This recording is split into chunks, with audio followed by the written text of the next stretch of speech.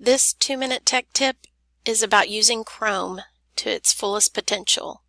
Make sure that you're logged into Chrome. Up in the upper right-hand corner, you click Sign In, and you make sure that you put in your Fayette County email address several times.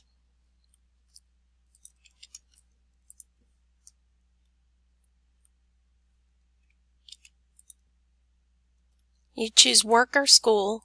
You put your password in. You make sure that you don't show that again, and you say yes to staying signed in. This will reduce the number of times you have to put that in. And you want to make sure you link data. So if you do that to each computer you log into, whether it's a Chromebook or a school computer or a computer at home, you will have access to your bookmarks, which are right up here on the top. And if I click here and go to bookmarks and check the show bookmarks bar, I will see these bookmarks on every computer that I log into Chrome on.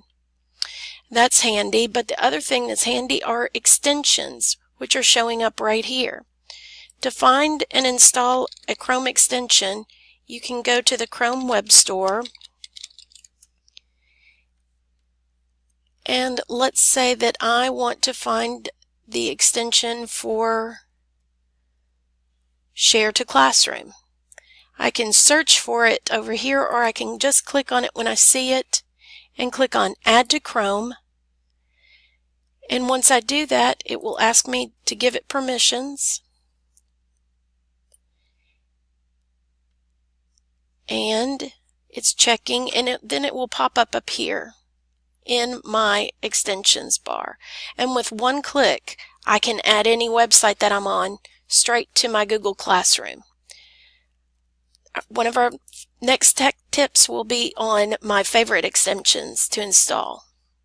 But you can go ahead and start looking for your own. Thanks for watching, and let me know if you have any questions.